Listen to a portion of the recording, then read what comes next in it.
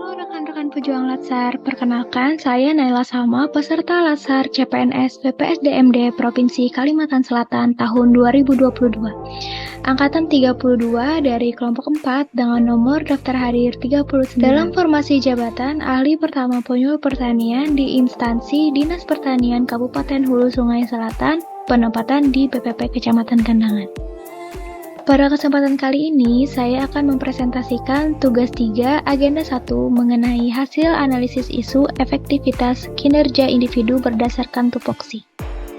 Isu-isu terkini yang sedang berkembang khususnya di wilayah binaan Kecamatan Kandangan diantaranya 1. Banyak aduan terkait resistensi hama dan penyakit pada komoditas hortikultura. 2. Penyakit bulai, infeksi jamur diperparah dengan anomali iklim kemarau basah. 3. Mahalnya biaya saprodi pertanian komoditas hortikultura. Isu-isu ini kemudian saya analisis menggunakan 2 metode analisis. Yang pertama dengan teknik APKL, merupakan teknik yang digunakan untuk menentukan kelayakan suatu masalah dan memperhatikan 4 faktor: aktual, problematik, kekalayakan, dan layak. Penilaian isu dengan teknik ini menggunakan skala nilai Likert. Isu dengan total skor tertinggi merupakan isu prioritas. Yang kedua, menggunakan teknik USG. Salah satu teknik untuk menyusun urutan prioritas isu yang diselesaikan dengan mengukur urgensi, seriousness, dan growth. Berdasarkan hasil analisis isu menggunakan teknik KPKL, diketahui isu mengenai penyakit bulai akibat infeksi jamur yang diperparah dengan anomali iklim kemarau basah memiliki total skor yang paling tinggi, sehingga dikategorikan sebagai isu prioritas.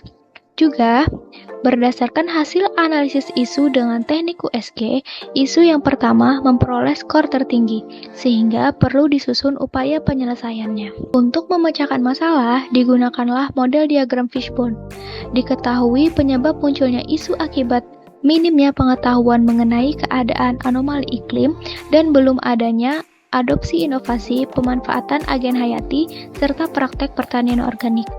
Ditambah dengan faktor sumber daya manusia yang masih bergantung pada pemakaian saprodi komersil kimia sintetis dan pemakaian yang berlebihan, keadaan kahat mikroorganisme tanah, serta belum optimalnya metode dan penggunaan sarana dan prasarana penyuluhan. Alternatif pemecahan masalah disusun dengan menggunakan analisis SWOT.